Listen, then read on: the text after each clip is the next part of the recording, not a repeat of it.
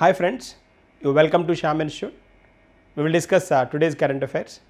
So మనకి ఇవాల్టి current అఫైర్స్లో భాగంగా చాలాసార్లు కరెంట్ అఫైర్స్ ఎగ్జామ్లో అడిగిన డే ఇది ఇంపార్టెంట్ డే, ముఖ్యమైన దినోత్సవాలు ఉంటాయి కదా, వాటిల్లో ఆ లిస్టులో చెప్పుకోదగ్గదనమాట. చాలాసార్లు అడిగాడు. ఏప్రిల్ 22 ప్రపంచ భూమి దినోత్సవం ఆర్ ధరిత్రి దినోత్సవం అంట. దీన్నే వరల్డ్ ఎర్త్ డే అంటారు, ఇంటర్నేషనల్ ఎర్త్ డే అని కూడా అంటారు. అంతర్జాతీయ అన్న కూడా ఇదే అనమాట, ఏప్రిల్ 22. తర్వాత కోక్ బొరాక్ ఇది కూడా వార్తల్లో ఉంది మనకి, దీని గురించి కూడా డిస్కస్ చేద్దాం. తర్వాత పోప్ ఫ్రాన్సిస్ మరణించారు కదా, పోప్ స్పెషల్ పర్సన్ కదా, ఆయన గురించి చెప్పుకుందాం. బ్యాంక్ ఖాతాకు 10 ఏళ్ళు సరిపోతాయి. 10 సంవత్సరాలు ఉన్న వాళ్ళకు కూడా బ్యాంక్ ఖాతా ఇవ్వమని ఆర్బీఐ ప్రతిపాదన, దాని గురించి చూద్దాం. బీహార్లోని ఐఐటి గ్రామం, రీసెంట్గా వచ్చిన ఐఐటి రిజల్ట్స్లో ఒక విలేజ్ చాలా స్పెషల్గా ఉంది. ఆ విలేజ్ గురించి ఒకసారి మాట్లాడుకుందాం. మొదటిగా కనుక మనం గమనిస్తే ప్రపంచ భూమి లేదా ధరిత్రి దినోత్సవం ఎప్పుడు మనం అబ్జర్వ్ చేస్తారు, దీన్ని ఎప్పుడు అబ్జర్వ్ చేస్తారంటే ఏప్రిల్ 22. సో ఇక్కడ మనం కనుక చూస్తే 1969లో అక్టోబర్ మంత్లో శాన్ ఫ్రాన్సిస్కోలో జరిగిన యునెస్కో సమావేశంలో దీన్ని ప్రతిపాదించారు. ఈ రోజుని ఏప్రిల్ 22ని మనం ధరిత్రి దినోత్సవం, అది ఎర్త్ డేగా జరుపుకోవాలని ప్రతిపాదించారు 1969లో అక్టోబర్లో శాన్ ఫ్రాన్సిస్కోలో జరిగిన యునెస్కో సమావేశంలో. అయితే యుఎస్ పర్యావరణవేత్త అయిన జాన్ మెక్కానల్ అనే ఆయన దీన్ని ప్రతిపాదించారనమాట. యుఎస్ పర్యావరణవేత్త, ఎన్విరాన్మెంటలిస్ట్ అనమాట. ఆ పర్యావరణవేత్త జాన్ మెక్కానల్ ఈ ఏప్రిల్ 22ని మనం ధరిత్రి దినోత్సవంగా, ఎర్త్ డేగా అబ్జర్వ్ చేయాలని ప్రతిపాదించిన వ్యక్తి. అయితే ఇక్కడ దీన్ని మరి 1970 ఏప్రిల్ 22న ఇతని ఆదేశం, అంటే ఇతని ప్రతిపాదన ప్రకారం, జాన్ మెక్కానల్ ప్రతిపాదన ప్రకారం 1970 ఏప్రిల్ 22న మొదటిసారిగా అమెరికాలో ఏప్రిల్ 22ని ఎర్త్ డేగా అబ్జర్వ్ చేశారు. మొదటిసారి ఓన్లీ అమెరికాలోనే. అయితే తర్వాత మనకి 2009లో యునైటెడ్ నేషన్స్ జనరల్ అసెంబ్లీ ఉంది కదా, so United nations general assembly సాధారణ సభ అంటాం కదా, ఐక్యరాజ్య సమితి సాధారణ సభ అంటాం కదా, ఇది మనకి ఏప్రిల్ 22ని మాతృభూమి దినోత్సవంగా పేర్కొని దీన్ని ప్రతి సంవత్సరం ఇప్పటి నుంచి పాటించాలి అని చెప్పి 2009లో UNGA, united nations general assembly, ఐక్యరాజ్య సమితి సాధారణ సభ అంటాం కదా, జనరల్ అసెంబ్లీ ఉంది కదా, అది ప్రతిపాదించిందనమాట. అసలు అఫీషియల్గా ఎప్పుడు ఈ టాగ్ వచ్చిందంటే 1969లో.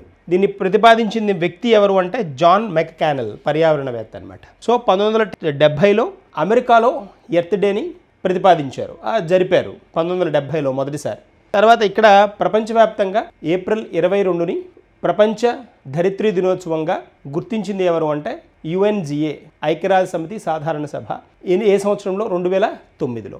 That's a point. సో ఇక్కడ ఏంటి అని అంటే, మరి ఏంటి దీని స్పెషాలిటీ అంటే, భూమి దాని ఆవరణ వ్యవస్థలు ఏవైతే ఉన్నాయో, భూమి దానికి సంబంధించిన ఆవరణ వ్యవస్థలు ఉంటాయి కదా, వీటన్నిటినీ కాపాడుకోవడం మన హక్కు.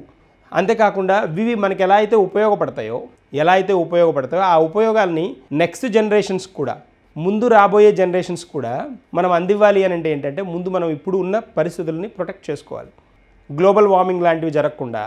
తర్వాత ఇలాంటివి అంటే మనం బేసిక్గా ఏవైతే ఒక హ్యూమన్ బీయింగ్గా ఒక మనిషి ఏం చేయగలుగుతాడో పర్యావరణాన్ని పరిరక్షించడానికి, అలాంటి పద్ధతులను కనుక మనం అవలంబిస్తే, పాటిస్తే ఏమవుతుంది అంటే, ప్రపంచవ్యాప్తంగా పర్యావరణానికి సంబంధించిన నెగిటివ్ ఇంపాక్ట్స్ ఏవైతే ఉంటాయో అవి తగ్గే స్కోప్ ఉంటుంది అనేది పాయింట్. As one. సో ఇప్పుడు మరి థీమ్ చూద్దాం. 2025కి థీమ్ వచ్చేటప్పటికి మనకి our power our planet. Theme వచ్చేటప్పటికి 2025 అవర్ పవర్ అవర్ ప్లానెట్ అనేది థీమ్ అనమాట. As a point. చాలా ఇంపార్టెంట్, చాలాసార్లు ఎగ్జామ్లో అడిగాడు. ఏప్రిల్ 22 గుర్తుంచుకోండి, ఏప్రిల్ 22. నెక్స్ట్ మనకి వెళ్దాం. కోకో బొరాక్ అనేది ఏంటి అని అంటే, కోకో అనే పదం, కోకో అంటే ఏంటి అని అంటే వెర్బల్ అని, అంటే మౌఖికంగా మాట్లాడడం. వెర్బల్ సైన్స్ ఉంటాయి చూడండి, ఇలా మగవాళ్ళు సైన్స్ చేసుకుంటూ ఉంటారు కదా, సంజ్ఞలు, వెర్బల్ అనమాట. కోకో అంటే వెర్బల్ అని, లేదా మౌఖికంగా అంటాం. బొరాక్ అంటే ఏంటి అని అంటే బొరాక్ అంటే పీపుల్ అనమాట, మనుషులు అని. వెర్బల్ పీపుల్ అనేది దీని మెయిన్ కాంటెక్స్ట్ అనమాట, వెర్బల్ పీపుల్ ఈ బొరాక్ అంటే. ఏది కోకో బొరాక్ అంటే ఇది ఏంటి అంటే కోకో బొరాక్ అనేది ఒక భాష ఉంది. ఈ భాషని 8వ షెడ్యూల్లో చేర్చాలి అనేది వీళ్ళ ప్రతిపాదన. ఇప్పుడు ఇక్కడ వీళ్ళు జరుపుతోంది ఏంటి అంటే 47వ కోకో బొరాక్ పండగ ఫెస్టివల్ని కూడా జరుపుకున్నారు. రీసెంట్గా పండగ కూడా జరిపారు. కోకో బొరాక్ 47వ పండగ ఫెస్టివల్ అది కోకో బొరాక్. ఎక్కడ అంటే త్రిపుర స్టేట్ ఉంది కదా అక్కడ అనమాట. సో త్రిపురలో జనాభా వాడే భాష కూడా కోకో బొరాక్ భాష. అంతేకాకుండా ఇక్కడ రాష్ట్ర భాషల్లో త్రిపురలోని రాష్ట్ర భాషల్లో కూడా ఇది ఒకటిగా గుర్తింపు పొందిన భాష కోకో బొరాక్. మనకి క్వశ్చన్ కూడా అలా అడుగుతాడు, కోకో బొరాక్ అనేది ఏ రాష్ట్రంలో రాష్ట్ర ప్రభుత్వం ప్రతిపాదించిన భాష లేదా రాష్ట్ర ప్రభుత్వం గుర్తించిన భాష అని అడుగుతాడు. అది త్రిపుర. ఓకేనా. తర్వాత సినో టిబెటన్ అంటాం కదా, సినో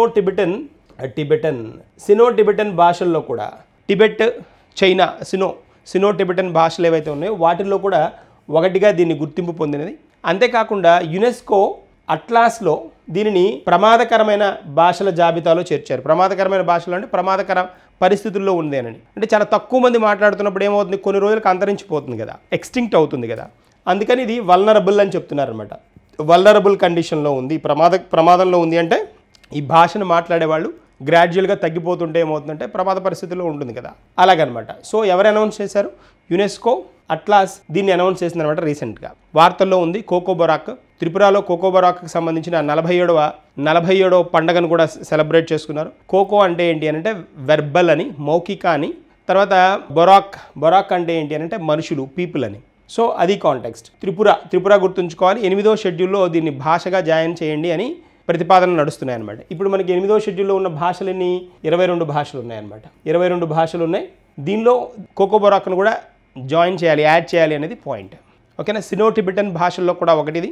త్రిపుర రాష్ట్ర భాషగా గుర్తింపు పొందినది.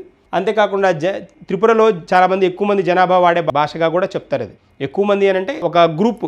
మరి అంతరించిపోతున్న వాటిలో యునెస్కో అట్లాస్ ప్రకారం ఏంటి అంటే అంతరించిపోతున్న ప్రమాద పరిస్థితుల్లో ఉన్న భాషల్లో ఇది ఒకటి. That is a point. Kokborok. Next మనకి వెళ్దాం. పంట పురోగతిపై సమగ్ర రిమోట్ సెన్సింగ్ పరిశీలన. దాన్నే మనకి వీళ్ళు పెట్టిన పేరు క్రాప్ అనమాట. మనం ఆల్రెడీ నిన్నటి క్లాస్లో ఒకటి స్పెషల్గా చెప్పుకున్నాం. PS4 గురించి మాట్లాడుతూ, PSLV స్టేజ్ 4 గురించి మాట్లాడుతూ, అది మనము భారతదేశంలోనే స్వయంగా తయారు చేశారని, అంతకుముందు వేరే దేశాల నుంచి ఇంపోర్ట్ చేసుకునే వాళ్ళమని చెప్పుకున్నాం. నాజిల్ డైవర్జెంట్ అనేది PSLV 4వ స్టేజ్లో వాడతారని చెప్పుకున్నాం. అది మన దేశంలోనే తయారు చేశారు. అది పనిచేస్తుందా లేదా అని టెస్ట్ చేయడానికని భారతదేశంలో మనకి ఈ RISAT, ocean SAT, resource SAT వీటిని ఉపయోగించి, ఈ శాటిలైట్లను ఉపయోగించి గోధుమ పంట ఉత్పత్తి గురించి పరిశోధన చేశారని చెప్పుకున్నాం. అది ఇచ్చిన రిపోర్ట్ ప్రకారం అంటే ఇక్కడ వీళ్ళు యూజ్ చేసిన ఉపగ్రహాలు ఏంటి అంటే RISAT, ocean SAT, resource SAT అనమాట. తర్వాత ఇవి వీళ్ళు ఉపయోగించారు. రబీ పంట ఏదైతే ఉందో రబీ సీజన్కి సంబంధించి ఈ ఉపగ్రహాలను ఉపయోగించి గోధుమ పంట ఉత్పత్తి ఎంత వచ్చింది అనేది తెలుసుకోవడానికి ప్రయత్నించారు. ఆ కాన్సెప్ట్ పేరే ఏంటి అని అంటే క్రాప్ అనమాట. అంటే సమగ్ర comprehensive remote sensing observation programme. మళ్ళీ రిపీట్ చేద్దాం. Comprehensive remote sensing observation programme అంటే ఈ ఉపగ్రహాలను ఉపయోగించి మనం ఎంత పంట పండింది అనేది కూడా చెక్ చేసుకోవడానికి పాసిబిలిటీ ఉంది. ఆ ఎస్టిమేషన్స్ కూడా లిస్ట్ చేశారు. దాని ప్రకారం ఏంటి అని అంటే ఇస్రో ఉపగ్రహం ఏదైతే గోధుమ పంట ఉత్పత్తిని అంచనా ప్రకారం ఏంటి అంటే 8 రాష్ట్రాల్లో 122.724 మిలియన్ టన్నుల గోధుమ పంట ఉత్పత్తి వచ్చింది అని ఇది పేర్కొనడం జరిగింది. అది పాయింట్.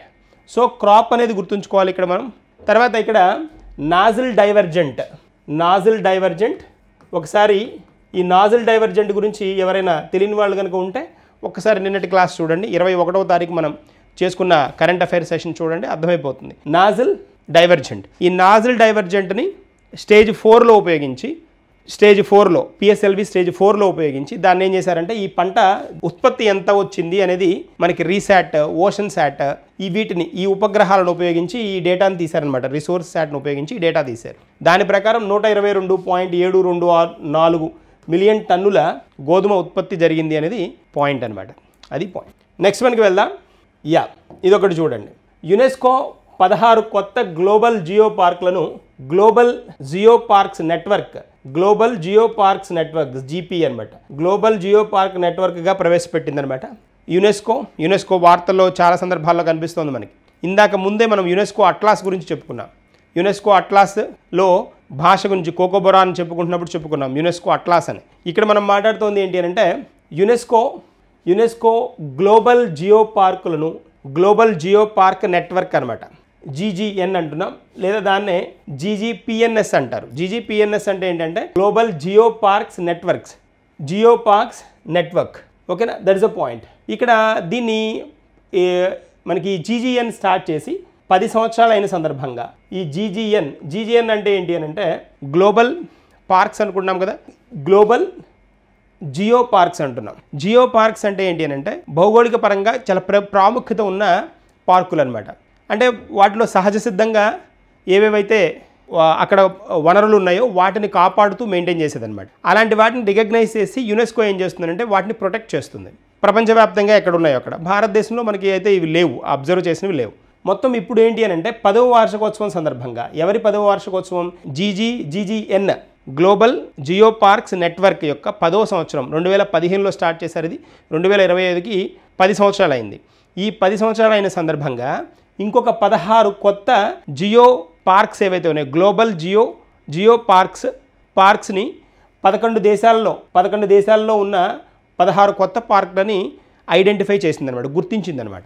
సో లాభాపేక్ష లేని సంస్థ ఇది, అంటే నాన్ ప్రాఫిట్ బాడీ అనమాట. ఏది జీజీఎన్ అనేది నాన్ ప్రాఫిట్ బాడీ. జీజీఎన్ అనేది యునెస్కోలో ఒక అంతర్భాగంగా పనిచేసే సంస్థ అనమాట. ఇది యునెస్కోలో పనిచేసే సంస్థ. మనకి కొన్ని కనుక జియో పార్కులు చూసామనుకోండి, ప్రపంచంలో ప్రముఖమైన జియో పార్కులు కనుక కొన్ని చూస్తే కన్బులా అనేది చైనాలో ఉన్న జియో పార్క్, అది ఈ లిస్టులో ఉందన్నమాట. మొత్తం ఇప్పటి వరకు దాదాపుగా 229 జియో పార్కులని ప్రపంచవ్యాప్తంగా యునెస్కో రికగ్నైజ్ చేసింది. 229 పార్కులు, మొత్తం 50 కంట్రీలు, 50 దేశాల్లో 229 పార్కులని గ్లోబల్ జియో పార్క్స్ నెట్వర్క్ ఏదైతే ఉందో దాన్ని నెలకొల్పిందనమాట. ఎవరు? యునెస్కో. వాటిని ఏమంటాం? జీజీఎన్ అంటాం. జీజీఎన్ ఎప్పుడు స్టార్ట్ చేస్తారు? 2015 నుంచి. 10 సంవత్సరాల వార్షికోత్సవం అయింది. కొత్తగా 16 జియో పార్కులు ఎన్ని దేశాలు? 11 దేశాల్లో గుర్తించడం జరిగింది. సో మౌంట్ పెక్టు వచ్చినప్పటికీ north కొరియాలోదనమాట.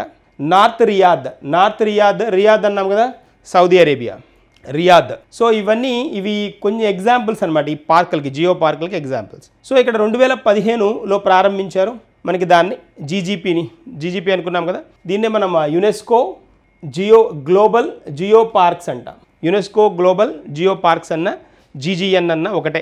Jio parks global Jio parks network అంటాం. సో మొత్తం ఎన్ని ఉన్నాయి? 2029 ఉన్నాయి. ఎన్ని దేశాల్లో? 50 దేశాల్లో. That's a point. సో అది మనకి దీని పాయింట్. ప్రత్యేకత ఏంటి? దీని ప్రత్యేకత అంటే ప్రత్యేకం ఏంటి అంటే ప్రత్యేకమైన భౌగోళిక ప్రదేశాలు కదా ఇవి. వీటి రక్షణ అంటే ఎడ్యుకేషన్ పరంగా వాటి గురించి మనం ఏమైనా నేర్చుకోవాల్సింది ఉంటే విద్యాపరమైన ఉపయోగానికి, తర్వాత సుస్థిర అభివృద్ధికి, సస్టైనబుల్ డెవలప్మెంట్ కూడా ఇవి ఉపయోగపడతాయి అనమాట. జియో పార్కులు ఉపయోగపడతాయి అనేది concept. That is one. Next మనకి వెళ్దాం.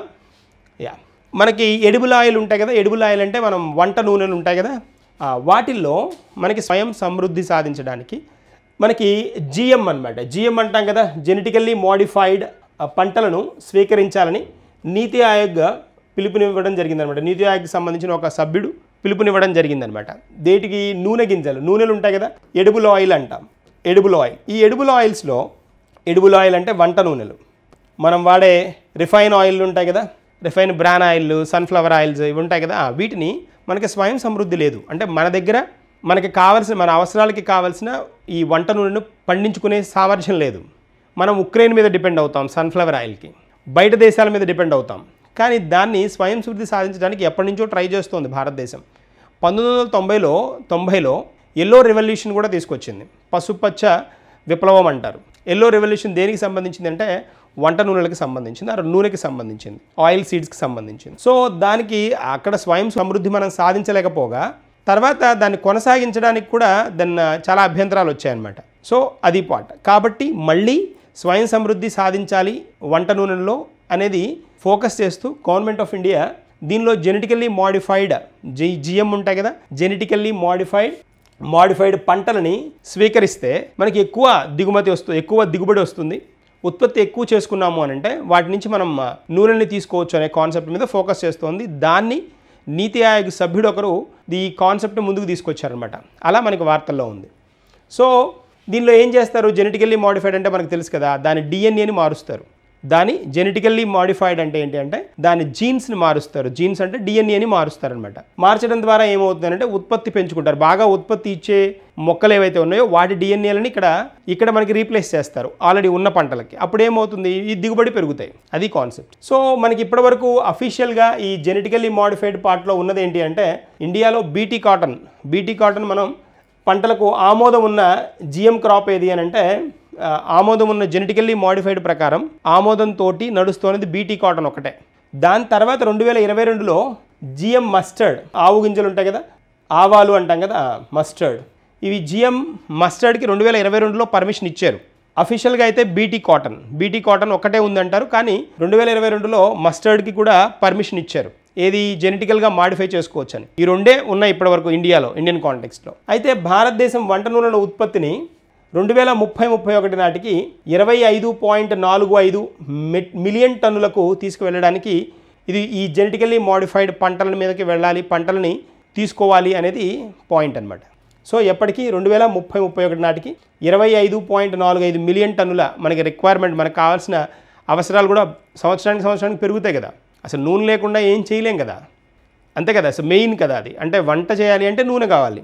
కంప్లీట్గా ఎంత నూనె వాడద్దని చెప్పినా కూడా కాన్సెప్ట్ బయటకు వెళ్ళే స్కోప్ లేదు కదా.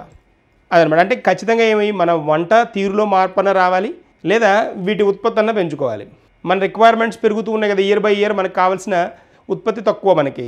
మరి వీటి అవసరాలు పెరుగుతున్నాయి కాబట్టి దానికి తగ్గట్టుగా మన ఉత్పత్తి పెంచుకోవాలనేది కాన్సెప్ట్. That's one. నెక్స్ట్ మనకి వెళ్దాం. రాష్ట్రాల పారిశుధ్య వ్యర్థాల నిర్వహణ. ఈ పారిశుధ్య వ్యర్థాల నిర్వహణలో మనకి చూడండి, ఈ డస్ట్ చూడండి ఇక్కడ కనిపిస్తుందో, వేస్ట్ మేనేజ్మెంట్ అంటాం కదా, ఇది చూడండి. ఈ వ్యర్థాల నిర్వహణలో, పారిశుధ్య వ్యర్థాల నిర్వహణలో ఒక గ్రామం మనకి ఏమైంది ఏంటంటే టాప్ పొజిషన్లో ఉంది, 100% రీచ్ అయినది ఒక ఏరియా ఉంది. దాని పేరే కరాద్ అనమాట. సతారా జిల్లాలోని కరాడ్ అనే ప్రాంతం మహారాష్ట్రలోది అనమాట. మహారాష్ట్రలోది మనకి అది. మహారాష్ట్రకి చెందిన సతారా డిస్టిక్లోది, సతారా. సో ఈ సతారా డిస్టిక్లో ఉన్న కరాద్ 100% సెగ్రిగేషన్, కలెక్షన్, ప్రాసెసింగ్, ఈ వేస్ట్ని కలెక్ట్ చేసుకోవడం, తర్వాత దాన్ని సెగ్రిగేట్ చేసుకోవడం. అంటే ఏది మెడికల్ వేస్ట్ ఏది, సాలిడ్ వేస్ట్ ఏది, లిక్విడ్ వేస్ట్ ఏది, ఇలా డివైడ్ చేసుకోవడం, సెగ్రిగేషన్, కలెక్షన్, తర్వాత ప్రాసెసింగ్. దానికి తగ్గట్టుగా అంటే దాన్ని ఇన్సినరేషన్ అంటాం కదా. మనకి జనరల్గా వాడే ప్రాసెస్లో ఇన్సినరేషన్ ప్రాసెస్ వాడతాం. ఇన్సినరేషన్ అంటే ఏంటి అని అంటే తగలబెట్టడం, వాటిని తగలబెట్టడాన్ని ఇన్సినరేషన్ అంటాం. ఆ ఇన్సినరేషన్ ప్రక్రియ చేసి దాని నుంచి వచ్చే వేస్ట్ ద్వారా ఇంకేమైనా రోడ్లు వేయడానికి, రోడ్లలో వాడడానికో, వాటిలో ఒక మెటీరియల్గా వాడడానికి, ఇంకో దానికి హోల్డ్ చేస్తారు. అలా పాసిబిలిటీ ఉంటుందన్నమాట. సో ఈ ఇన్సినరేషన్ ప్రాసెస్ పర్ఫెక్ట్గా చేస్తున్న ఏరియా కింద కరాద్, మహారాష్ట్రలోని సతారా డిస్ట్రిక్ట్లోని ఉన్న కరాద్ అనేది 100% ఈ పారిశుధ్య వ్యర్థాలు ఏవైతే ఉంటాయో వాటి నిర్వహణని హోల్డ్ చేసిందనమాట. అది వార్తల్లో ఉంది మనకి. సో ఇక్కడ ఏంటి అని అంటే రోజుకు 300 నుంచి 350 కేజీల ఈ వ్యర్థాలని శుద్ధి చేసే, ప్రాసెసింగ్ చేసే మెకానిజం ఉందన్నమాట. దీన్ని వీళ్ళు ఏంటంటే PPP పద్ధతిలో, పబ్లిక్ ప్రైవేట్ పార్ట్నర్షిప్ పద్ధతిలో ప్రభుత్వ ప్రైవేటు రంగ సంస్థల 2 భాగస్వామ్యంతో వీళ్ళు నెలకొల్పిన ఈ ప్రాజెక్ట్స్ ఏంటి అని అంటే ఈ వ్యర్థాల నిర్వహణకి మెయింటైన్ చేస్తున్న సిస్టమ్ ఏంటి అని అంటే దాదాపుగా దేశం మొత్తం ఖచ్చితంగా ఆదర్శంగా తీసుకోవాల్సిన విధంగా ఉందన్నమాట. That is a point. Next మనకి వెళ్దాం. ఎక్కడది? కరాద్. ఏ స్టేట్? మహారాష్ట్ర. నెక్స్ట్ మనకి వెళ్దాం. భారతదేశంకు ఐక్యరాజ్య సమితి శాశ్వత సభ్యత్వం. మనకి దీనిలో దాదాపుగా 8 సార్లు భారతదేశం తాత్కాలిక సభ్యత్వాన్ని పొందింది. కానీ ఈ యుఎన్ఎస్సిలో, యునైటెడ్ నేషన్స్ సెక్యూరిటీ కౌన్సిల్ అంటాం కదా, ఐక్యరాజ్య సమితి భద్రతా మండలి అంటాం కదా. ఐక్యరాజ్య సమితి ఈ భద్రతా మండలిలో 5 దేశాలు వచ్చినప్పటికీ 5 దేశాలకి శాశ్వత సభ్యత్వం ఉంది. యుఎస్ కానీ, యూకే కానీ, ఫ్రాన్స్ కానీ, రష్యా కానీ, చైనా కానీ, ఈ 5ంటికి శాశ్వత సభ్యత్వం ఉంది. ఏమేం దేశాలు? రష్యా, యుఎస్, యూకే, చైనా ఒకటి, తర్వాత ఫ్రాన్స్ ఒకటి. ఈ 5 దేశాలకి శాశ్వత సభ్యత్వం ఉంది. బాగుంది. అయితే ఏంటి, శాశ్వత సభ్యత్వం ఉంటే ఒక్క చైనా వచ్చేటప్పటికి ఏమవుతుందంటే చైనా చాలా ప్రతిఘటిస్తుందన్నమాట. భారతదేశాన్ని దీనిలో సభ్యత్వం తీసుకోకుండా ఉండడానికి చాలా ప్రయత్నం చేస్తోంది. ఇవన్నీ శాశ్వత సభ్య దేశాలు. శాశ్వత సభ్యత్వం కావాలి అంటే ఏమి ఉండాలి? 2/3% ఓటింగ్ ఉండాలి. అంటే ఈ దేశాల్లో 2/3 66%, అంతే కదా. 2/3 అంటే దాదాపుగా 66% కదా. 66% ఈ 5 దేశాల్లో 66% ఒప్పుకోవాలి. అంటే ఏంటి? 66% అంటే దాదాపుగా 3 దేశాలు అంతకన్నా మించి ఒప్పుకోవాలి. ఇక్కడ మనకి రష్యా ఎప్పటి నుంచో ఇండియాకి ఫేవర్గా మాట్లాడుతోంది. యుఎస్, యూకే, ఫ్రాన్స్ కూడా ఇటీవల కాలంలో, రీసెంట్గా ఇటీవల కాలంలోనే కాదు 2025 తర్వాత కూడా ఇవి కూడా యాక్సెప్టెన్స్ ఇస్తున్నాయి. శాశ్వత సభ్యత్వం కావాలి భారతదేశానికి అని చెప్తున్నాయి. కానీ ఒప్పుకోని దేశం ఏది అని అంటే చైనా నుంచి ప్రతిఘటన వస్తుంది. మరి ఈ సందర్భంలో నిన్న మనకి అంటే రీసెంట్గా ఒక 1 or 2 days బ్యాక్ భారతదేశంకు ఐక్యరాజ్య సమితి శాశ్వత సభ్యత్వం కావాలి అని దీనికి చైర్గా ఉన్న, అంటే మనకి ఐక్యరాజ్య సమితి భద్రతా మండలికి చైర్మన్షిప్గా ఉన్న కువైట్ ఏం చేసింది అంటే, Kuwait chair on international negotiations on UNSC రిఫార్మ్స్లో, అంటే మనకి ఐక్యరాజ్య సమితి భద్రతా మండలిలో సంస్కరణలు తీసుకురావడానికి కొన్ని దేశాలని దానిలో మెంబర్లుగా జాయిన్ చేస్తే కువైట్ కూడా దానిలో మెంబర్గా ఉందన్నమాట.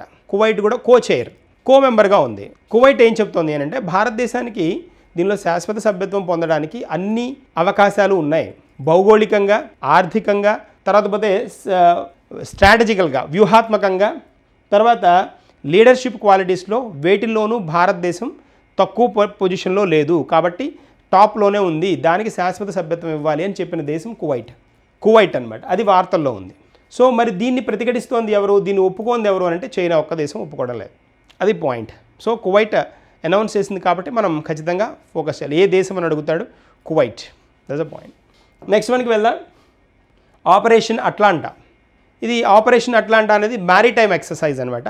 ఆపరేషన్ అట్లాంటా అనేది నావికాదళ వ్యాయామం అనమాట. నావికాదళ వ్యాయామం ఇది మనకి ఎవరెవరికి మధ్య జరిగింది అని అంటే, ఇది European union naval force operations. OR అంటే operations. European union naval force operations. So ఈ నావల్ ఫోర్స్ ఆపరేషన్స్ ఇది ఇండియన్ నేవీతో కలిసి, భారత నావికాదళంతో కలిసి వీళ్ళు ఈ ఆపరేషన్ అట్లాంటా అనే విన్యాసాలు చేయడానికి మనకి యాక్సెప్టెన్స్ వచ్చిందనమాట. ఆపరేషన్ అట్లాంటా ఎవరెవరి మధ్య అని అడుగుతాడు? European union naval force operations, తర్వాత ఇండియన్ నేవీ. చాలా జాగ్రత్తగా అబ్జర్వ్ చేయాల్సింది. అంటే యూరప్ తోటి మనకున్న నావల్ రిలేషన్స్లో ఇది ప్రముఖమైంది అనమాట. సో ఇండియన్ నేవీ దీని ద్వారా ఏంటి అని అంటే శాంతి, స్థిరత్వము, నావికాదళ భద్రత, నావల్ సెక్యూరిటీ వీటి మీద ఫోకస్ చేయడానికి అనమాట. యూరోపియన్ కంట్రీలతోటి మనం టైఅప్ అవ్వడానికి రీజన్ ఏంటి అని అంటే చైనా నుంచి ఇబ్బంది లేకుండా వీటి సపోర్ట్ తీసుకుంటున్నాం మనం. అది పాయింట్. ఓకేనా? యూరోపియన్ నేషన్స్ తోటి. నెక్స్ట్ మనకి వెళ్దాం. ఆర్యభట్ట ఉపగ్రహం ఇక్కడ కనిపిస్తుంది కదా. ఇది వార్తల్లో ఉంది. ఎందుకు అని అంటే రీసెంట్గా ఇది ప్రయోగించి మనకి ఆర్యభట్ట భారతదేశ మొట్టమొదటి ఉపగ్రహం అనమాట. మొట్టమొదటి శాటిలైట్ ఇది. దీన్ని ప్రయోగించి మనం 50 సంవత్సరాలు అయింది. గోల్డెన్ జూబ్లీ అనమాట. Golden Jubilee. 25 సంవత్సరాలు అంటే సిల్వర్ జూబ్లీ కదా. 50 సంవత్సరాలు అంటే గోల్డెన్ జూబ్లీ. 60 సంవత్సరాలు అంటే డైమండ్ జూబ్లీ. 70 సంవత్సరాలు అంటే ప్లాటినం జూబ్లీ. 100 సంవత్సరాలు అంటే సెంచూరియన్ అంటాం. సెంచూరీ పర్సన్ అయిన ఆర్గనైజేషన్ సెంచూరియన్ ఆర్గనైజేషన్ అంటాం. సో అలాగా ఆర్యభట్ట ఉపగ్రహాన్ని మనకి భారత మొట్టమొదటి ఉపగ్రహం దీన్ని ప్రయోగించి 50 సంవత్సరాలైన సందర్భంగా ఇస్రో ప్రయోగించిందనమాట. దీన్ని ఆర్యభట్టాన్ని ఇస్రో నిర్మించింది. దీన్ని ప్రయోగించడం మాత్రం ఏంటి అని అంటే సోవియట్ కాస్మోస్ 3M రాకెట్ ద్వారా రష్యా నుంచి దీన్ని పంపించడం జరిగిందనమాట. తయారు చేసింది ఇస్రోనే. మొట్టమొదటి ఉపగ్రహం అనమాట. అయితే ఇక్కడ భారత్ ఇలా పంపించడంతో భారత్ 11వ దేశంగా, అంటే అంతరిక్షంలోకి ఉపగ్రహాలను పంపించిన 11వ దేశంగా భారతదేశం వెలుగులోకి వచ్చిందనమాట. ఆ సందర్భంగా that is a point. Aryabhata ఉపగ్రహానికి 50 సంవత్సరాలు అయింది. 50 సంవత్సరాలు. That is a point.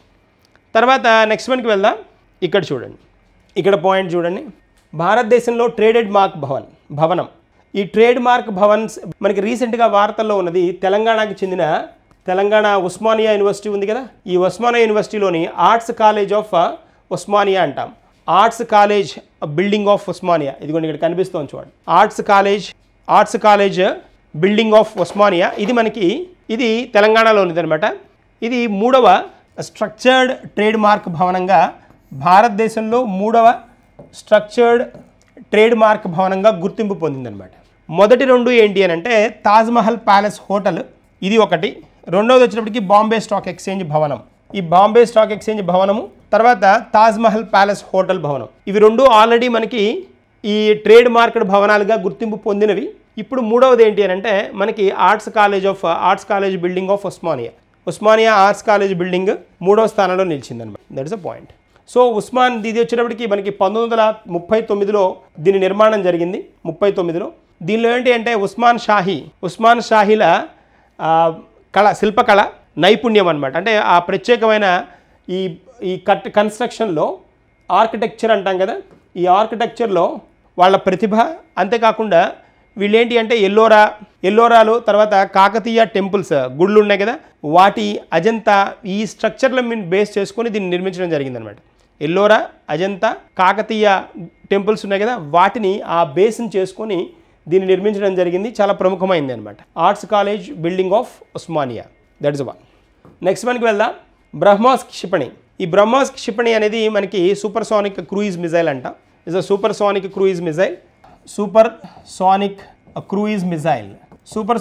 Missile Brahma's కదా. బ్రహ్మాస్ అంటే బ్రహ్మపుత్ర అండ్ మాస్కోవా. ఈ బ్రహ్మపుత్ర అనేది వచ్చినప్పటికీ మనకి ఇండియన్ రివర్ కదా, అలాగే మాస్కోవా అనేది రష్యన్ రివర్. బ్రహ్మపుత్ర భారతదేశంలో మనకి నది, అలాగే మాస్కోవా అనేది రష్యా యొక్క నది అనమాట, రష్యాలో ఒక నది అనమాట. ఈ రెండింటి పేర్లను కలిపి రష్యా సౌజన్యంతో మనం తయారు చేశాం కాబట్టి దీనికి ఏమని పేరు పెట్టారంటే బ్రహ్మాస్ అని పేరు పెట్టారు. బ్రహ్మాస్ మిజైల్ అనమాట, క్షిపణి. ఇది సూపర్సోనిక్ క్రూయిజ్ మిజైల్. సూపర్సోనిక్ అంటే ఏంటి అని అంటే ధ్వనివేగంకి ఈక్వల్గా వెళ్ళేదన్నమాట.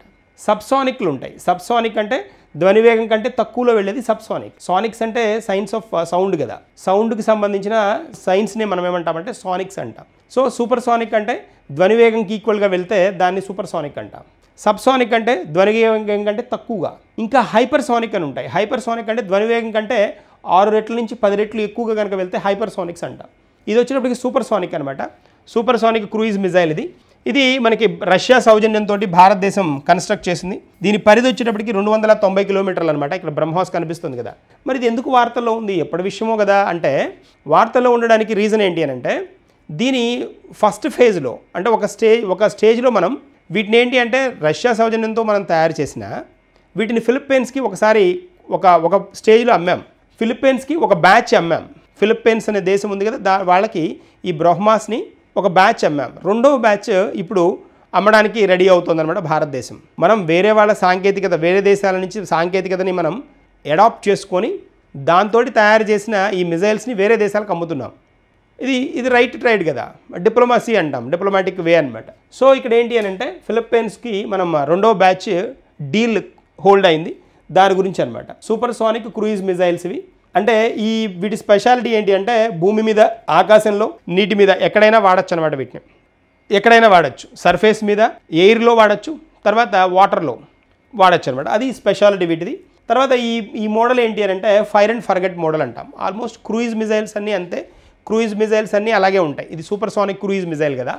క్రూయిజ్ మిజైల్స్ అన్నీ ఏంటి అని అంటే ఫైర్ అండ్ ఫర్గెట్ మోడల్ అంటాం. F&F అంటారు. ఫైర్ అండ్ ఫర్గెట్ మోడల్ అనమాట. That is one. తర్వాత నెక్స్ట్ వన్కి వెళ్దాం. పాట్ పౌరి గ్రహం, పాట్ పౌరి ప్లానెట్ అనమాట. పాట్ పౌరి ప్లానెట్ ఇదేంటి అంటే పుస్తకం. పాట్ పౌరి ప్లానెట్ అనేది పుస్తకం అనమాట. Climate change, global warming and the need for the immediate action to preserve the planet ఎర్త్ని భూమిని మనకి గ్లోబల్ వార్మింగ్ నుంచి, వాతావరణంలో వస్తున్న మార్పుల నుంచి కాపాడుకునేది ఎలా కాపాడుకోవాలి అనే పాయింట్ తోటి రాసిన పుస్తకం అనమాట. అవర్ పాట్ పౌరి ప్లానెట్ అనేది పుస్తకం అనమాట. దీన్ని రాసింది ఎవరు అంటే రంజిత్ లాల్. దీని రచయిత రంజిత్ లాల్. దీని ఇల్లుస్ట్రేషన్ ఎవరు అని అంటే అనుష్వా సిన్హా. దీని ఇల్లుస్ట్రేషన్ అనమాట Sinha. Okay, this a point. పుస్తకం important. Potpourri planet, our potpourri planet. So దేని గురించి? గ్లోబల్ వార్మింగ్ గురించి, క్లైమేట్ యాక్షన్ గురించి, క్లైమేట్ చేంజ్లో ఏవైతే మార్పులు వస్తున్నాయో వాతావరణంలో వాటిని ఇబ్బంది లేకుండా ఉండే విధంగా ఎలా మలుచుకోవాలని చెప్పడానికి అనమాట. That is a point. Next వన్కి వెళ్దామా? Yes, yeah, Pope Francis. Pope Francis మనకు తెలుసు కదా, ఈయన పోప్ ఫ్రాన్సిస్ మరణించడం జరిగింది. వార్తల్లో ఉంది కదా మనకి అంశం. స్పెషల్ పర్సన్గా చెప్పుకోవాలి. ఆయన life and time of the Pope Francis కనుక మనం చూస్తే 1936లో ఈయన జన్మించడం జరిగిందనమాట. ఏంటంటే ఇటాలియన్, వీళ్ళు ఇటలీ నుండి అర్జెంటీనా వెళ్ళిన వ్యాపార ఫ్యామిలీ అనమాట. అది బిజినెస్ ఫ్యామిలీ అనమాట. వాళ్ళు ఇటలీకి సంబంధించిన వాళ్ళు అర్జెంటీనాకి ఇమిగ్రేట్ అయ్యారనమాట. ఇమిగ్రేట్ అవ్వడం జరిగింది. సో అర్జెంటీనా కింద ఈయన్ని కన్సిడర్ చేస్తారు. తర్వాత ఈయన లైఫ్లో చాలా అంటే గొప్ప చేంజెస్ చూడడం జరిగింది. అఫీషియల్గా వచ్చేటప్పటికి ప్రీస్ట్గా 1969లో ప్రీస్ట్గా మారింది 1969లో అనమాట. తర్వాత నుంచి అంటే ఈ జీసస్ సూట్ అంటాం, జీ సూట్ అంటారు. ఈ జీ సూట్లో స్టార్ట్ అయింది ఎప్పుడు అంటే 1958లో టర్న్ అయ్యారు. అలా ఈయన కెరీర్ సాగుతూ చాలా చేంజెస్ వచ్చింది. ఎప్పుడు అని అంటే ఈయన ఆటోబయోగ్రఫీ ఒకటి రాశారు. ఈయన ఆటోబయోగ్రఫీ చాలా ఫేమస్ ఆటోబయోగ్రఫీ అనమాట. ఆటోబయోగ్రఫీ అంటే ఆత్మకథ అంటాం కదా. ఆత్మకథ వచ్చినప్పటికీ హోప్ పుస్తకం పేరు అనమాట. కన్ఫామ్గా అడుగుతాడు, ఇది పక్కా అడుగుతాడు. Hope is the autobiography of Pope Francis చనిపోయారు కాబట్టి ఖచ్చితంగా వాళ్ళకి రిలేటెడ్గా ఉన్న కొన్ని అంశాలను టచ్ చేస్తాడు ఎగ్జామ్లో. పోప్ ఫ్రాన్సిస్ యొక్క ఆత్మకథ అనమాట అది. తర్వాత ఇక్కడ చాలా చేంజెస్. 2024లో మనకి కొన్ని స్పెషల్ ట్రిప్స్, ఏషియా పసిఫిక్ ట్రిప్స్కి వెళ్ళడం, Indonesia, Papua Guinea, East Timor, Singapore, వీటి ట్రిప్స్కి వెళ్ళారు 2024లో. తర్వాత 2025కి వచ్చినప్పటికీ ఫ్రాన్సిస్ అపాయింటెడ్ సిస్టర్ సిమోనా 2025లో ఈ sister Simona Brambilla to Simona Brambilla ఈవిడ్ని అపాయింటెడ్ హెడ్ ద వాటికన్ డిపార్ట్మెంట్కి ఈవిడ్ని హెడ్గా నియమించడం జరిగింది 2025లో. అంటే రీజన్ ఏంటి అని అంటే ఈవిడ్ని హెడ్గా నియమించడానికి కొంచెం అనారోగ్య పరిస్థితుల వల్ల ఈవిడ్ని అనౌన్స్ చేయడం జరిగిందనమాట. అదొక పాయింట్. తర్వాత నెక్స్ట్ ఏంటి అని అంటే అఫీషియల్గా ఏప్రిల్ 21న ఈయన మరణించడం జరిగింది. ఏప్రిల్ 21న మరణించడం జరిగింది. తర్వాత ఇక్కడ ఏంటి అని అంటే ఈ ఈస్టర్ సందర్భంగా, ముందు రోజు ఈస్టర్ అయితే ఆ ఈస్టర్ని సెలబ్రేట్ చేసుకొని తర్వాత నెక్స్ట్ డే ఈయన చనిపోవడం జరిగిందనమాట. సో ఏప్రిల్ 21న, that is a context. So ఇక్కడ ఇంకా స్పెషల్ థింగ్స్ ఏంటి అని అంటే ఈయన చాలా ప్రత్యేకతలు ఉన్నాయి. టైమ్స్ పర్సన్ ఆఫ్ ద ఇయర్గా 2013లో ఈయన ఎంపిక అవ్వడం జరిగిందనమాట. ఈయన ఈ పర్టికులర్ సిస్టమ్కి హెడ్గా 2013లోనే అయ్యారు. అదే ఇయర్ 2013లోనే పోప్ ఫ్రాన్సిస్ మనకి టైమ్స్ పర్సన్ ఆఫ్ ద ఇయర్గా కూడా ఎలక్ట్ అవ్వడం జరిగింది. టైమ్స్ పర్సన్ ఆఫ్ ద ఇయర్గా ఎంపికైన ఈ పర్టికులర్ సిస్టంలో ఉన్న వ్యక్తిగా ఈయనే అనమాట. మొదటి వ్యక్తి అనమాట. పోప్స్లో మొదటి వ్యక్తిగా చెప్తాం, అలా స్పెషల్. తర్వాత ఇక్కడ ఇంకొక పాయింట్ ఉంది అడగడానికి. ఆటోబయోగ్రఫీ వచ్చినప్పటికీ హోప్ అనేది ఆయన రాసిన ఆయన ఆటోబయోగ్రఫీ, ఆత్మకథ అనమాట. That is a point. చలో నెక్స్ట్ వన్కి వెళ్దాం. పాత విధానాలతో పాలన జరగదు. ఈ టైటిల్ అంటే 17వ పౌర సేవల దినోత్సవం మనకి ఏప్రిల్ 21న జరిగింది. ఇది 17th సివిల్ సర్వీసెస్ అనమాట. సివిల్ సర్వీసెస్ డే అంటాం. ఎన్నోది? 17వ సివిల్ సర్వీసెస్ డే. ఈ సందర్భంగా ప్రధానమంత్రి మాట్లాడుతూ కొన్ని స్పెషల్ పాయింట్స్ని హైలైట్ చేశారనమాట. అంటే ఏంటి అని అంటే పాత విధానాలతో పాలన జరగదు. నాగరిక్ దేవోభవ, అతిథి దేవోభవ అనేవాళ్ళం కదా. ఇప్పుడు మన మోడీ ఇచ్చిన స్లోగన్ ఏంటి అంటే నాగరిక్ దేవోభవ. నాగరిక్ సివిల్ కదా, పౌరులు కదా. నాగరిక్ దేవోభవ అని అణగారిన వర్గాల సమస్యలను పట్టించుకోవాలని అధికారులకు మోడీ సూచించడం జరిగిందనమాట. సివిల్ సర్వెంట్స్ ఉంటారు కదా, పౌర సేవలు చేసే పర్సన్స్ ఉంటారు కదా, బ్యూరోక్రాట్స్ అంటాం కదా. బ్యూరోక్రాట్స్ ఉంటారు కదా. ఈ బ్యూరోక్రాట్స్కి ఒకప్పుడు బ్యూరోక్రాట్స్ చాలా ఘోరంగా ఉండేవాళ్ళు, ప్రజల సేవలకి అంకితమయ్యేవాళ్ళు కాదు. కానీ ఇప్పుడు ట్రెండ్ మారింది. ఇప్పుడు నాగరిక్ దేవోభవ అనే కాన్సెప్ట్కి వచ్చారు అని చెప్పడం జరిగిందనమాట. అంతేకాకుండా గతంలో ప్రభుత్వాధికారులు అంటే దేశ పారిశ్రామికీకరణ, అంకుర సంస్థల ఏర్పాటుకు ప్రతిబంధకాలుగా ఉండేవాళ్ళు అనే ఒక పాయింట్ హైలైట్ చేశారు. దేశ పారిశ్రామికీకరణకి అంటే ఇండస్ట్రియలైజేషన్ అంటాం కదా, పారిశ్రామికీకరణకి తర్వాత నెక్స్ట్ అంకుర కంపెనీలు అంటే స్టార్టప్ కంపెనీస్ ఉంటాయి కదా, ఈ అంకుర కంపెనీలని నెలకొల్పడంలో పారిశ్రామికీకరణకి ఈ బ్యూరోక్రాట్లు ఏంటి అని అంటే వీళ్ళు అడ్డుగా ఉండేవాళ్ళు ఒకప్పుడు, కానీ ఇప్పుడు పరిస్థితి అలా లేదు, వీళ్ళకి చాలా అవగాహన పెరిగింది, ప్రస్తుత పరిస్థితులు అవి కావు అని అనౌన్స్ చేయడం జరిగిందనమాట. ఏ సందర్భంగా? 17వ పౌర సేవల దినోత్సవం సందర్భంగా. అది పాయింట్. నెక్స్ట్ వన్కి వెళ్దాం. Saudi Arabia grand prix. Saudi Arabia grand prix formula 1 race కదా, formula 1 Saudi Arabia grand prix టైటిల్ని సొంతం చేసుకున్నాడు. ఫార్ములా 1 తాజా సీజన్లో 3వ విజయం అనమాట. ఎవరికి? పియాస్ట్రీ 3వ విజయం ఇది. ఇతనికి ఫార్ములా 1 2025 సీజన్లో 3వ విజయాన్ని అందుకున్నాడు. ఇక్కడ మనం కనుక గమనిస్తే ఈ పర్సన్ ఉత్కంఠభరితంగా సాగిన ఈ రేసులో మెక్లారెన్ జట్టు డ్రైవర్ ఆస్కార్ ప్రియాస్ట్రీ మెక్లారెన్ జట్టు డ్రైవర్. ఇతను బిలాంగ్స్ టు ఆస్ట్రేలియా అనమాట, ఆస్ట్రేలియాకి చెందిన డ్రైవర్ అనమాట. ఇతను ఫార్ములా 1 రేస్ని సౌదీ అరేబియా గ్రాండ్ ప్రీని చేజిక్కించుకోవడం జరిగిందనమాట. దసపాన్ ఇది 3వది అనమాట. ఈ పర్టికులర్ సీజన్లో ఇతను 3వ విజయం అనమాట. ఇది ఎవరు? Oscar Piastri, Saudi Arabia grand prix, formula 1 race అనమాట, ఫార్ములా 1 రేస్. ఓకేనా, దట్ ఇస్ వన్. నెక్స్ట్ వన్కి వెళ్దాం. బీహార్లో మరో అమృత్ భారత్. ఈ అమృత్ భారత్ ట్రైన్లని, అమృత్ భారత్ ఉన్నాయి కదా, 24న ప్రారంభించనున్న ప్రధాని అనమాట. 24 ఏప్రిల్న ప్రారంభించనున్న ప్రధాని అనమాట. బీహార్లోని సహర్సా నుండి మహారాష్ట్ర రాజధాని అయిన ముంబై, సహర్సా నుండి ముంబై వరకు అనమాట. లోకమాన్య తిలక్ టెర్మినల్ మధ్య ఈ అమృత్ భారత్ రైలు నాన్ ఏసీ సేవలను అందించనుందనమాట. అందించనుంది. తర్వాత ఇక్కడ ఇది 2024 అనుకున్నాం కదా, ప్రారంభించనున్నారు. ఈ మన దేశంలో ఇది మొత్తంగా 3వ అమృత్ భారత్ ట్రైన్ అనమాట. అమృత్ భారత్లో 3వది అనమాట. థర్డ్ వన్ 3వది అనమాట. సో మనకి మొత్తంగా 3వ అమృత్ భారత్ రైలు బీహార్ ఢిల్లీలను అనుసంధానం చేస్తూ తొలి అమృత భారత్ రైలు ఇంట్రడ్యూస్ చేశారు. రెండవది వచ్చేటప్పటికి పశ్చిమ బెంగాల్ టు కర్ణాటక చాలా ఇంపార్టెంట్, అడుగుతాడు. ఇవి నాన్ ఏసీ సేవలు ఇస్తాయన్నమాట. మనకి వందే భారత్ వచ్చేటప్పటికి ఏసీ సేవలు, ఇవి నాన్ ఏసీ సేవలు. ఓకేనా. సో ఇక్కడ ఈ కాంటెక్స్ట్ కనుక చూస్తే మూడవది వచ్చేటప్పటికి సహర్సా, బీహార్లోని సహర్సా నుండి ఎక్కడ దాకా? ముంబై, మహారాష్ట్రలోని ముంబై దాకా ఇది 3 అనమాట. ఈ 3 అనమాట. తొలిసారిగా 16 కోచ్లతోటి నమో భారత్ 16 బోగీలతోటి నమో భారత్ ర్యాపిడ్ రైలును కూడా పట్టాలెక్కించాలని యోచిస్తోంది భారత రైల్వే శాఖ. బీహార్లోని జయనగర్ పాట్నా స్టేషన్ల మధ్య, జయనగర్ పాట్నా ఈ రెండింటి మధ్య ఈ సేవల్ని, ఏవి నమో భారత్ సేవల్ని ఇవ్వాలని ట్రై చేస్తున్నారు బీహార్లో అనమాట. ప్రధాని గురువారం రోజు ప్రారంభించనున్నారు. ఇది కూడా 24వ తారీఖున ప్రారంభించనున్నారనమాట. మన దేశంలో తొలి నమో భారత్ రైలు గతేడాది సెప్టెంబర్లో అహ్మదాబాద్ భుజ్ స్టేషన్ల మధ్య ప్రారంభమైనప్పటికీ అందులో 12 కోచ్లు మాత్రమే ఉన్నాయి. మొదటి ఇది రెండవది అనమాట. ఇక్కడ మనం క్లియర్గా కనుక గమనిస్తే అమృత్ భారత్ గురించి మనం మాట్లాడాం. ఇప్పుడు మనం మాట్లాడుతోంది నమో భారత్ అనమాట.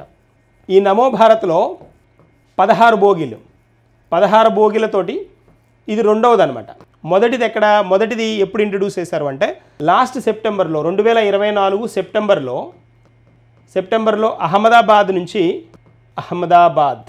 అహ్మదాబాద్ నుంచి భుజ్ స్టేషన్ల మధ్య ఇంట్రడ్యూస్ చేశారు. ఇప్పుడు రెండవది ఎక్కడి నుంచి అంటే బీహార్లోని జయనగర్ నుండి పాట్నా మధ్య అనమాట. ఇది నమో భారత్ ట్రైన్లు.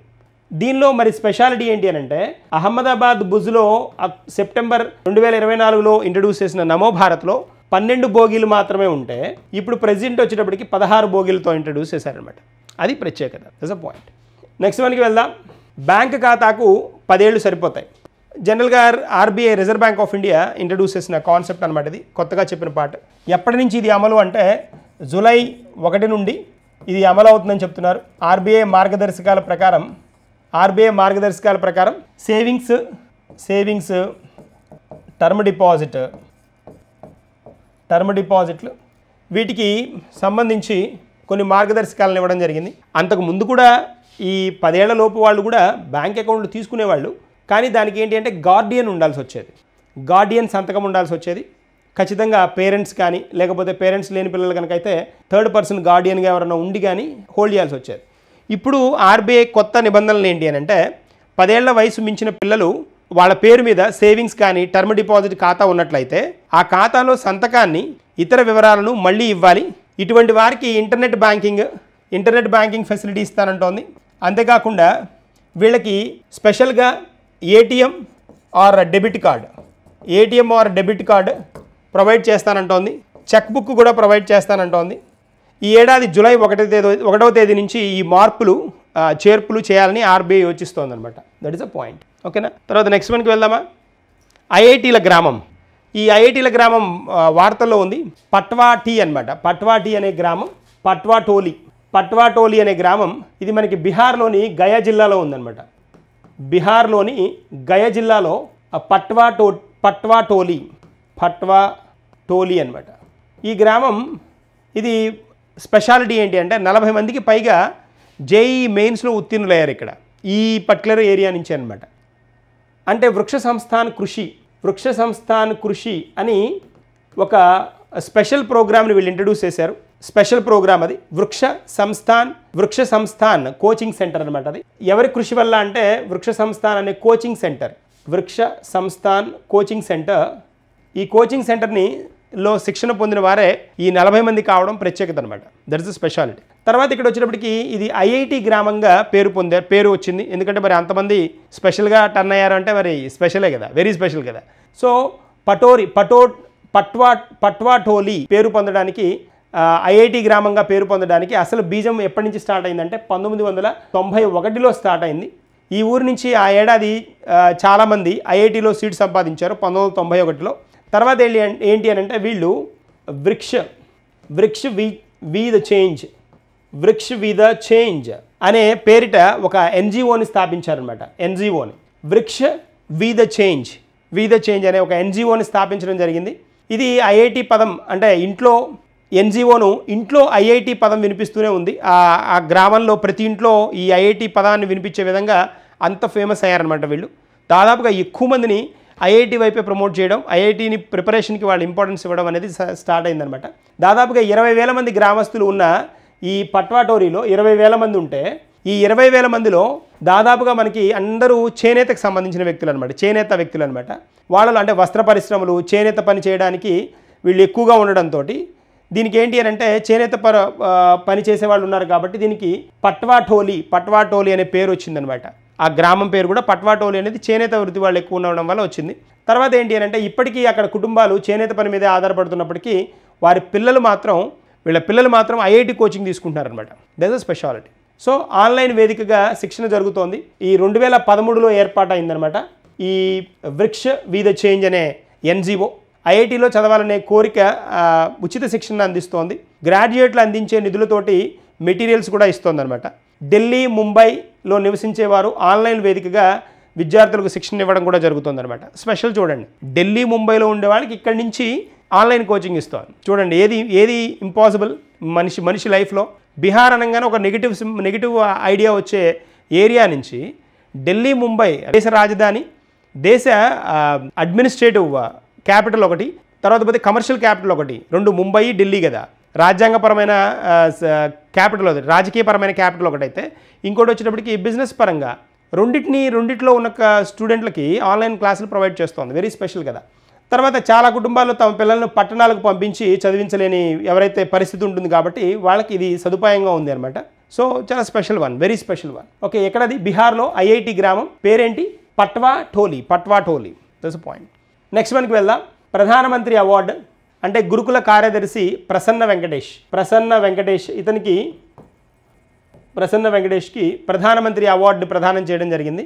దేశంలో ప్రతిష్టాత్మకమైన ప్రధానమంత్రి అవార్డు ఏ సంవత్సరానికి? 2023-24 సంవత్సరానికి గాను ఆంధ్రప్రదేశ్ సాంఘిక సంక్షేమ గురుకులాల కార్యదర్శి, ఆంధ్రప్రదేశ్ సాంఘిక సంక్షేమ గురుకులాల కార్యదర్శి అయిన ప్రసన్న వెంకటేష్కి దీన్ని ఇవ్వడానికి ఆమోదం తెలపడం జరిగిందనమాట.